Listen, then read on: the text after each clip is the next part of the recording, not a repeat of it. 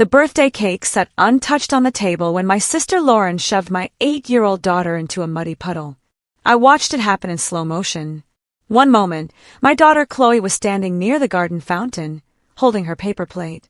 The next, Lauren's hands were on her back, pushing hard. Chloe's arms flew forward as she crashed face first into the dark water pooled from yesterday's rain. The sound of the splash cut through the party chatter. Everyone went silent. Then Lauren's voice rang out, sharp and cruel. Maybe that'll teach the little pig not to eat so much cake. My chest felt like it cracked open. Chloe pulled herself up, mud dripping from her new pink dress, tears streaming down her face. She looked at me with eyes that asked why I wasn't protecting her. I started moving toward her, but then I heard it. Laughter. My husband Derek was laughing. Actually laughing, like this was the funniest thing he'd ever seen. I locked eyes with Lauren across the yard. She smiled. That cold, satisfied smile I'd seen my whole life. The one that said she'd won again. Something inside me shattered and rebuilt itself harder. I picked up my daughter and whispered 4 words that would change everything. I'm done pretending, baby. I didn't say goodbye to anyone. I wrapped Chloe in my jacket and carried her to the car while mud soaked through to my skin. The drive home took 12 minutes. Nobody called. Not my mother, not Derek, not a single person from that party. The silence was its own answer. They'd chosen their side years ago. I just hadn't wanted to see it. I ran a bath for Chloe and sat on the bathroom floor while she soaked. Her small voice cut through the steam. Mommy, why does that Lauren hate me? The question stabbed into my ribs. Because I didn't have an answer that wouldn't break her heart more. She doesn't hate you, sweetheart. She's just sick inside. Did I eat too much cake? No, baby. You ate exactly the right amount.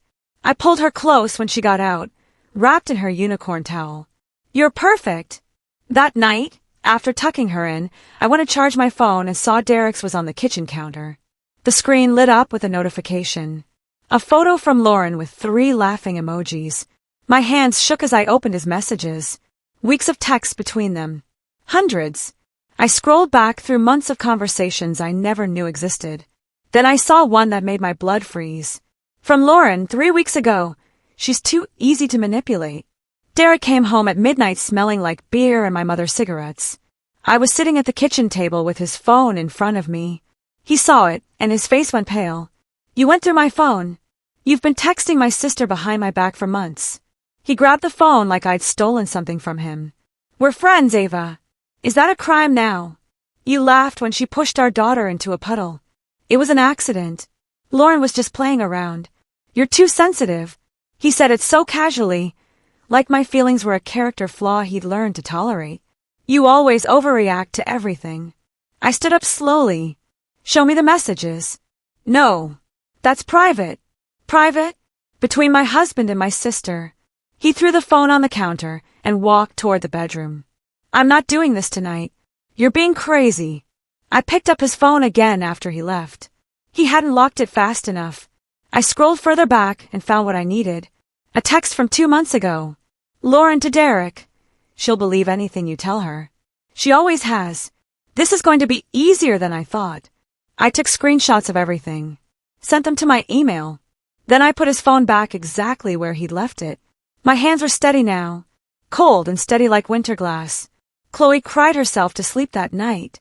I lay next to her, stroking her hair, whispering that she was brave and beautiful and loved. But inside, my mind was racing through every time Lauren had hurt me and I'd let it slide. Every cruel comment I'd laughed off. Every manipulation I'd excused because she's family. I started a document on my laptop at 2 a.m.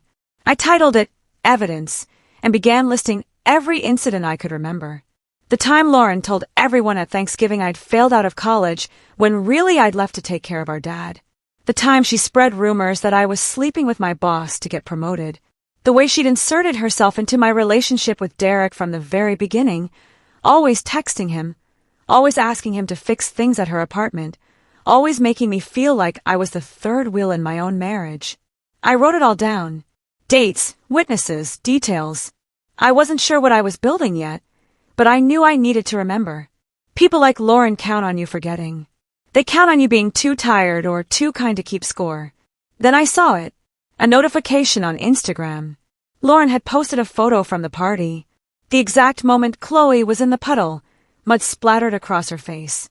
The caption read, "Some kids need to learn boundaries," face with tears of joy skull with a pig emoji. I saved the screenshot, added it to my folder. I drove to my mother's house the next morning. She was in her garden, trimming roses like nothing had happened. When she saw me, she stood up and brushed dirt from her knees.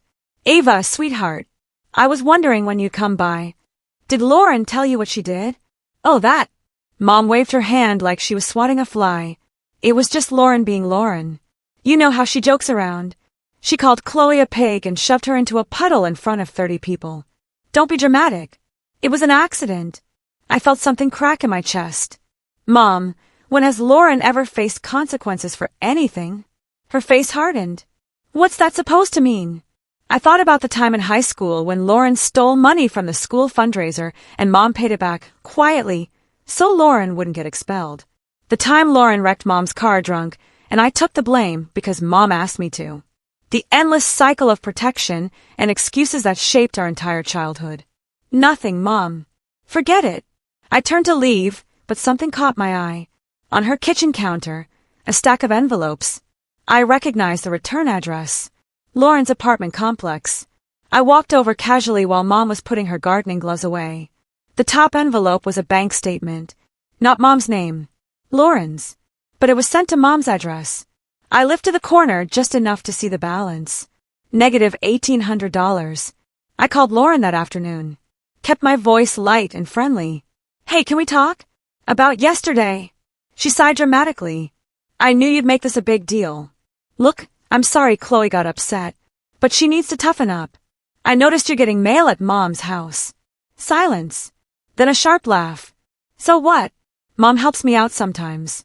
Unlike you, she actually cares about her daughters." "Both daughters, or just you? You're really that bitter? That jealous of me?" Her voice turned poisonous. "You've always been jealous, even when we were kids. You couldn't stand that everyone liked me better." "I'm not jealous, Lauren. I just want to understand." "Understand what?" "That you're boring. That you married a boring man and have a boring life." She paused. "You want to know a secret, Ava? You'll never be better than me. You don't have it in you." She hung up. I sat there with the phone against my ear, listening to dead air. Then I opened my laptop and started searching. Public records, court documents, business registrations. If Lauren was hiding something, I was going to find it. It took 3 hours, but I found it. A lawsuit from 2019.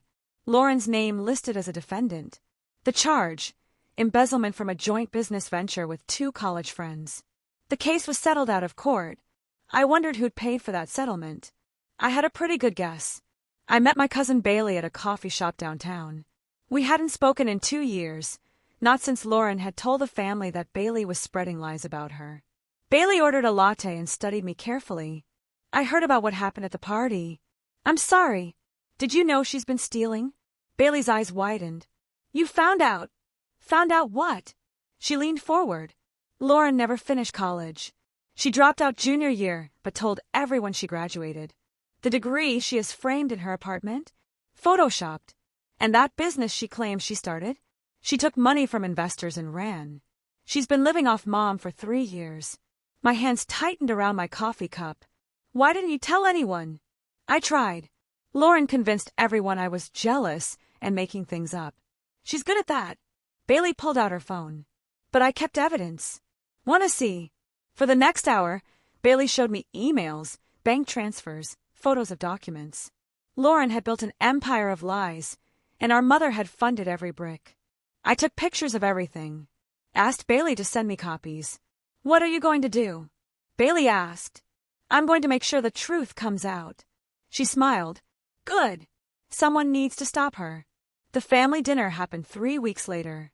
Mom insisted. Said we needed to move past this silly disagreement. I showed up with Chloe and Derek, wearing my calm smile. Lauren arrived late, making an entrance in a designer dress I knew she couldn't afford. Halfway through the meal, she started in on Chloe again. "How's school, sweetie?" "Still struggling with math." Chloe wasn't struggling. Lauren just needed to land a hit. "She's doing great," I said evenly. "That's good. Some kids are just naturally smarter than others. She looked right at Chloe. But effort counts too, I guess. I felt Chloe shrink next to me, saw her eyes drop to her plate, and nobody said a word. Not Mom, not Derek, not anyone. They just kept eating like this was normal. Like emotional abuse was just part of Sunday dinner. I reached under the table and opened the voice recorder app on my phone. Then I smiled at Lauren. Tell us about your business, Lauren. How's that going? She launched into a story about her latest success, weaving lies so smoothly I almost believed them myself. I nodded along, recording every word. After dinner, I went to the bathroom and sent the audio file to a number I'd saved 3 days ago. Lauren's fiancé, Blake. He'd given me his number at the party, said if I ever needed anything. Now I needed something. Blake messaged me the next morning. Can we talk? In person. We met at a park near his office. He looked exhausted, like he hadn't slept. I need to know the truth about Lauren. She tells me one thing, but then I see something else, and I don't know what to believe anymore. I handed him my phone, showed him the screenshots, the lawsuit, the bank statements, the recording from dinner. He went pale. She told me she had a master's degree. She dropped out junior year. She said she ran a successful consulting company. She embezzled money and got sued. He sat back on the bench, hands over his face. I knew something was wrong. I just kept making excuses. He looked at me. Why are you showing me this? Because she's going to hurt you too. She hurts everyone eventually. I paused. And because I need your help. With what? Lauren's planning something. I can feel it. She always is. I need someone on the inside who knows the truth. I met his eyes. Can you do that? Can you pretend everything's fine while watching what she does? He nodded slowly. Yeah, I can do that. She can't know we talked. She won't. We shook hands. I just recruited my first ally in a war I didn't want but had to fight. Lauren started texting me more after that dinner. Being nice. Suggesting we get coffee, go shopping, be real sisters again. I knew it was an act. She'd sensed something shift and was trying to figure out what. I played along. Met her for lunch. Laughed at her jokes. Let her think she'd won me back. But at night I kept digging. I found her old high school classmate, Dana, who transferred school senior year. I sent her a message asking why she left. She called me an hour later. Your sister made my life hell.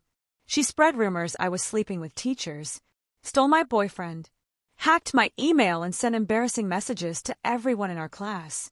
Dana's voice shook. I begged my parents to let me transfer. I was going to kill myself if I stayed. I'm so sorry. Why are you asking about this now? Because she's still doing it.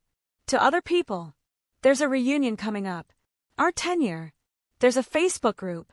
Dana paused. If you wanted to share what you know, I think people would listen now.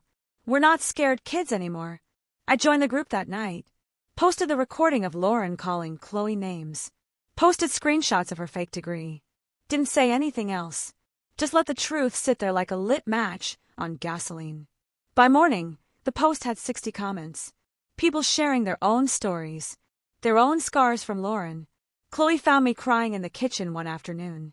I'd been reading messages from people Lauren had destroyed, and the weight of it had broken through my armor. Mommy, are you scared of Aunt Lauren? I looked up at my daughter. Saw her watching me with those wise, worried eyes. I used to be. You don't have to be scared. I'm not anymore. She climbed onto my lap. She's just mean. Mean people are sad inside. I held her close, breathing in her shampoo smell. When did you get so smart? I learned from you. She pulled back and looked at me seriously. You're the bravest person I know. After she went to play, I checked Derek's phone again. He'd left it charging in the bedroom. I scrolled through his messages with Lauren and found something that made my stomach turn. A deleted message that was still in the recovery folder. From Lauren to Derek, 2 months ago. Ava's getting weak again. She's probably not taking her medication. You should suggest therapy. Make sure they know she's unstable. They've been planning this. Plotting how to make me look crazy so nobody would believe me when I finally fought back. My hands shook as I took screenshots. But they weren't shaking from fear anymore.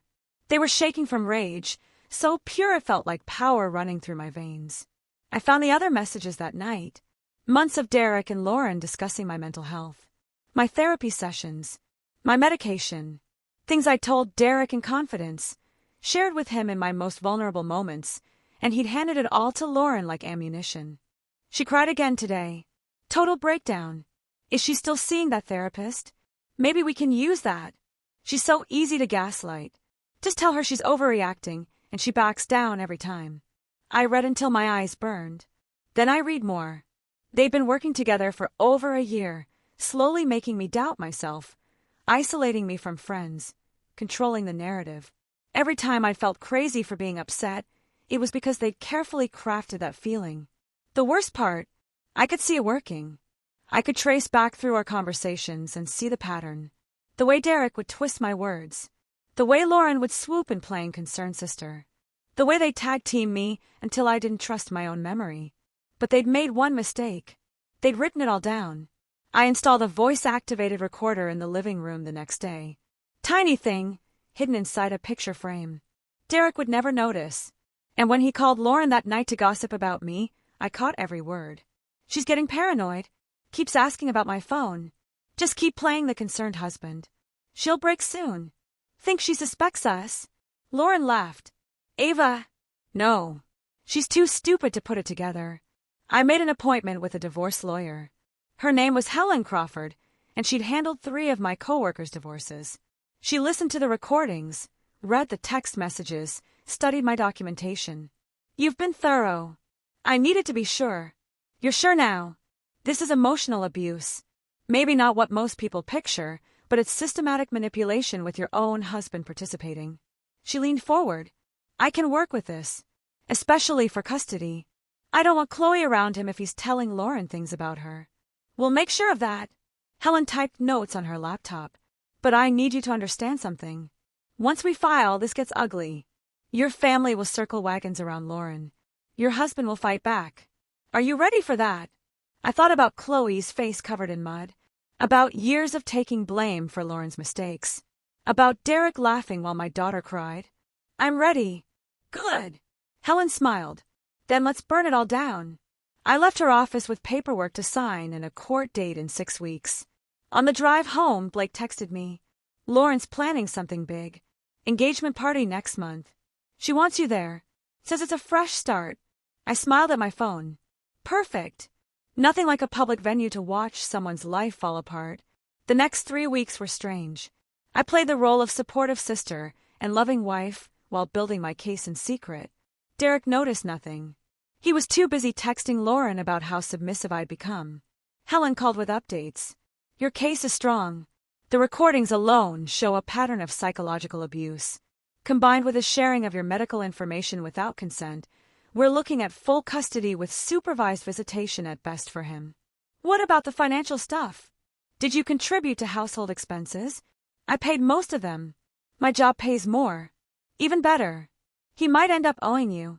I hung up feeling lighter than I had in years. That night, Blake sent me the details for Lauren's engagement party. Big venue downtown. 200 guests. Open bar. She was going all out, probably on Mom's credit card. She wants to make a toast, Blake wrote. Some big speech about family and love. Let her, I replied. I've got something better. I spent the week preparing. Edited the recordings down to the worst parts. Made a simple video file with screenshots of the messages. Nothing fancy. Just truth in its rawest form. Then I contacted the venue and paid extra to have access to their AV system. Told them I was preparing a surprise tribute video for the couple. They never suspected a thing. I wore red to the engagement party. A dress I'd been saving for something special. My hair was done. Makeup perfect. I looked like victory before it happens. Derek stared when I came downstairs. That's what you're wearing. You don't like it? It's just flashy. Good. I kissed his cheek, tasting lies. I want Lauren to notice. The venue was decorated with white roses and fairy lights. Lauren held court near the bar, showing off her ring to anyone who'd look. She saw me and waved, her smile sharp as broken glass. Ava, you look nice. The way she said it meant the opposite. So do you. Congratulations. I hugged her, breathing in her expensive perfume. I'm so happy for you both. Blake caught my eye across the room. Gave a small nod. Everything was ready. The evening crawled forward. Dinner. Dancing. Fake laughter. Then Blake took the microphone. I want to thank everyone for coming. Lauren, baby, come up here. She glided forward, glowing with attention. Blake wrapped his arm around her. Before we cut the cake, Lauren wanted to say a few words. She took the microphone, started talking about true love and family and second chances. I watched from my table, sipping champagne, waiting. Then Blake gave a signal. A small gesture to the AV tech. The lights dimmed. The projector came on. And the first recording began to play. Lauren's voice filled the room. Maybe that'll teach the little pig not to eat so much cake. The screen showed the photo she'd posted. Chloe covered in mud. The pig emoji. The laughing faces. Gasps rippled through the crowd. Lauren's face went white. What is this? She shrieked. The next clip played. Her voice again, from the recording at dinner. Some kids are just naturally smarter than others. Then Derek's voice. She's too easy to manipulate. Lauren's voice. She's too stupid to put it together. Screenshot after screenshot flashed across the screen. Text messages. Bank statements. The embezzlement lawsuit. Her fake college degree. All of it laid bare in front of 200 people. Blake stepped away from her. The microphone screeched feedback as Lauren grabbed for it. This is fake. She did this.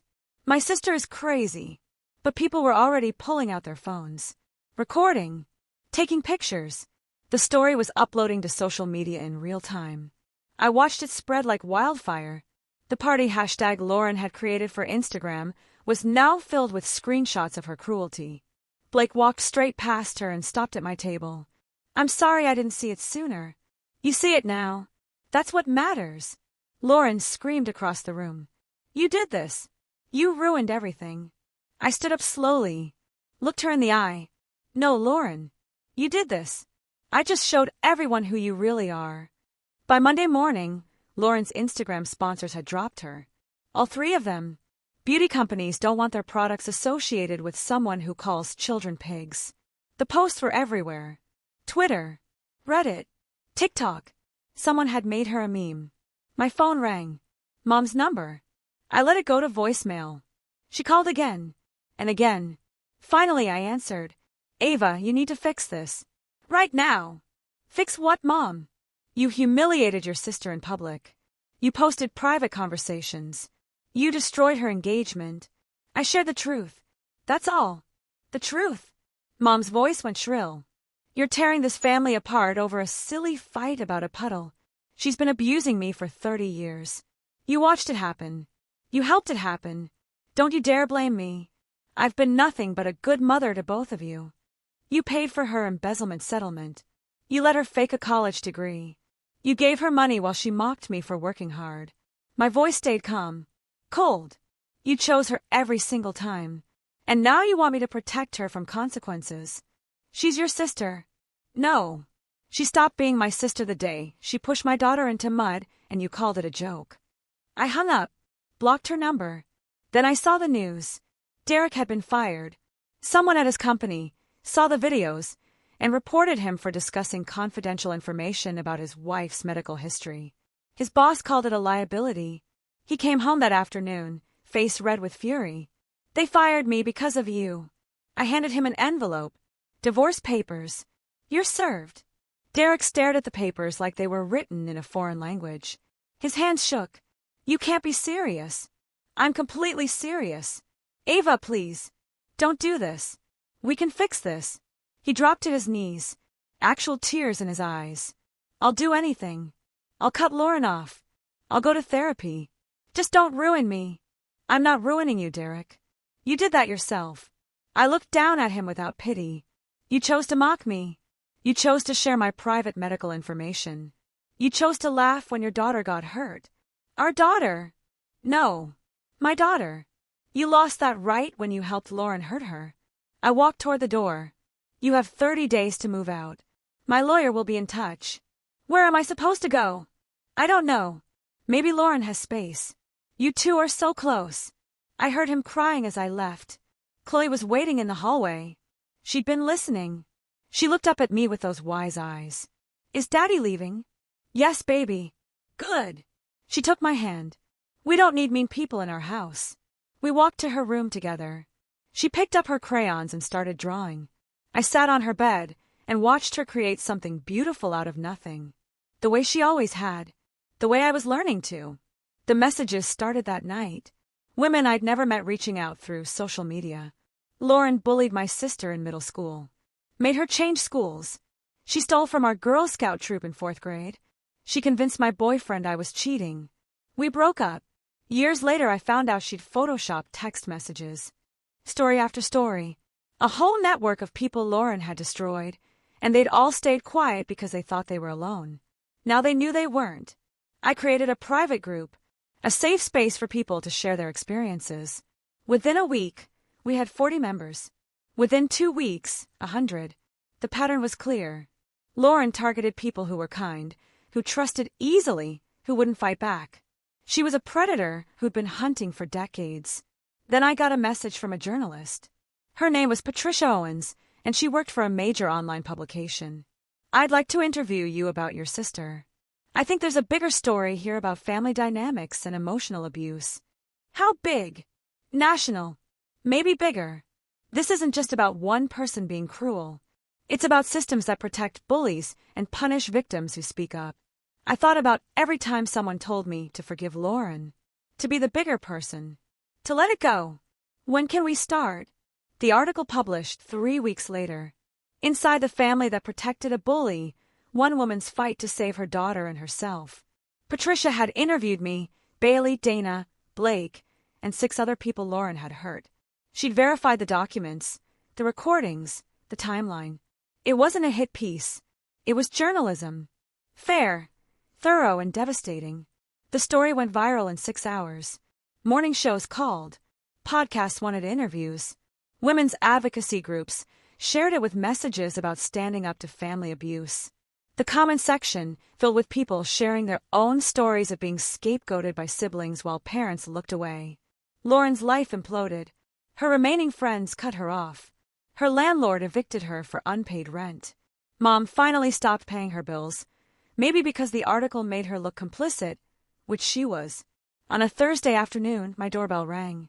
I looked through the peephole and saw Lauren standing on my porch, makeup running down her face. I opened the door but didn't invite her in. Ava, please.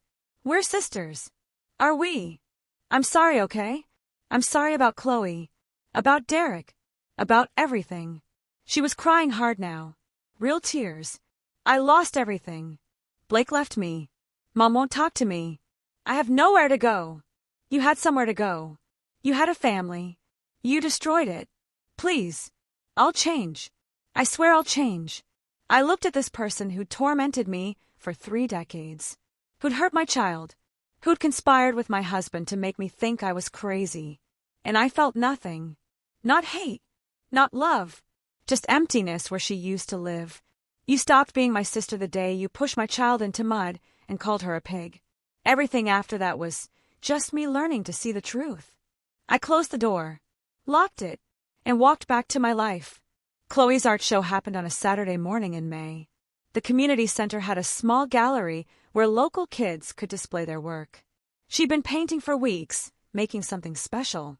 She wouldn't let me see it until the show.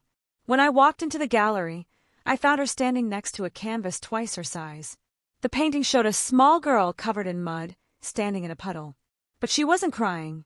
She was looking up at the sky, and from her back, huge rainbow wings were starting to grow. The title card read, "The Day I Felt Brave." I started crying right there in front of everyone. Chloe ran over and hugged me. "Do you like it, Mommy? It's perfect. You're perfect." I painted it because that day made me strong. It made both of us strong. She looked up at me with eyes that had seen too much but survived anyway. "We're not scared anymore." "No, baby. We're not scared anymore." The painting sold to a woman who worked at a domestic violence shelter. She said it would hang in their children's room. A reminder that you can grow wings, even in the mud. That night, my phone rang. An unknown number. I almost didn't answer, but something told me to pick up. "Ava, this is Carol Newman from Clearwater Publishing. We'd like to talk about a book deal. Your story. Would you be interested?" The book took 8 months to write. I told everything. The puddle. The texts. The manipulation. the divorce, the slow process of learning to trust my own reality again. My editor said it was the most honest manuscript she'd read in years. We titled it, "The Day I Stopped Pretending, Breaking Free from Family Abuse." It published in March, made the bestseller list in 2 weeks. I did interviews on podcasts, morning shows, and online panels. Women reached out daily to say the book saved them, that it gave them permission to leave, to fight back, to stop protecting people who hurt them. Derek tried to get shared custody of Chloe. The judge read the transcripts of his messages with Lauren and denied his petition. Ordered supervised visitation only, 2 hours every other Saturday. Chloe usually chose not to go. Mom sent a letter through her lawyer demanding I stop talking about her in interviews. My lawyer responded that truth is an absolute defense and she could sue if she wanted to waste her money. Lauren disappeared from social media. Last I heard, she'd moved to Arizona and was working at a call center. Sometimes I wondered if she understood yet what she'd done, if she'd ever looked in the mirror and seen the monster. But mostly, I didn't think about her at all. Blake reached out to thank me, said leaving Lauren was the best decision he ever made. He was engaged to someone new, someone kind. The final piece fell into place on a random Tuesday. I got a call from a detective in Colorado. "Ms. Walker, we've been investigating a charity fraud case. Your sister Lauren's name came up." "What kind of fraud?" "She ran a fundraiser for children's cancer research in 2020. Raised $40,000. None of it went to charity. It all went into her personal account. My cousin Bailey had mentioned Lauren's charity. Said it seemed suspicious. I'd sent the detective screenshots of bank transfers months ago. Apparently, they'd been building a case. She's being subpoenaed to testify. We wanted to let you know in case she contacts you." She didn't contact me, but the story hit the news 2 weeks later. Former influencer charged with charity fraud. The details were brutal. She'd faked sick children in photos, photoshopped hospital bracelets, created an entire lie to steal money from people who wanted to help. The internet exploded again. But this time, I didn't participate. I told my truth. What happened to Lauren now was between her and the law. I focused on my life, my daughter, my work, the nonprofit I'd started for children dealing with family bullying. We'd helped 30 kids in our first 6 months, given them therapy, legal resources, safe spaces to tell their stories. Chloe was thriving. Her grades were perfect. She'd made new friends. Her paintings hung all over our new apartment, bright spots of color on white walls. We'd survived. More than survived. We'd bloomed. The TED-style talk happened in October. A women's empowerment conference in Chicago. 2,000 people in the audience. I stood on that red circle and told my story. Not for revenge. Not for attention. But because somewhere in that audience, someone needed to hear that leaving is possible. That protecting yourself isn't selfish. That you can love your family and still walk away. People ask me if I hate my sister. I said near the end. I don't. Hate requires energy I'd rather spend on my daughter. On building something better than what I came from. I paused. Forgiveness doesn't mean letting someone hurt you again. It means you stop carrying their poison. The standing ovation lasted 3 minutes. Women came up afterward to hug me, to cry, to whisper their own stories. I gave them my nonprofit's information. Told them they weren't alone. Derek showed up at one of my book signings. Stood in line like everyone else. When he got to the front, he just stared at me. "You won," he said quietly. "This isn't about winning." "Then what's it about?" I signed his book and handed it back. "It's about the truth. You should try reading it sometime. Maybe you'll understand what you lost." He left without saying anything else. I watched him go and felt nothing. The man who'd shared my bed for 8 years was a stranger now. I'd grieved that marriage and buried it. What walked away from my table was just a ghost. I drove past our old house last week. The one I'd lived in with Derek. Someone else lives there now. They've painted it blue and planted roses in the front yard. It looks happy. I smiled and kept driving. Chloe and I live in a small house across town now. 2 bedrooms, a yard for her to play in, big windows that let in light. We have Sunday pancake breakfasts and Friday movie nights. We paint together. We laugh. We heal. Sometimes she asks about Aunt Lauren. I tell her the truth in ways she can understand. That some people are sick inside and they spread that sickness around. That we had to protect ourselves. That it's okay to love someone from a distance and still never let them close again. Do you think she's sorry? Chloe asked last week. Maybe. But that's not our problem anymore. I'm glad she pushed me in that puddle, Chloe said. Why? Because that's when you got brave. That's when everything changed. She hugged me tight. That's when we learned to fly. I held my daughter and looked at our life. Not perfect. Not easy. But ours. Built on truth instead of lies. On strength instead of submission. On love that doesn't require you to shrink yourself to fit someone else's cruelty. Lauren called my daughter a pig and pushed her into mud. She thought that would break us.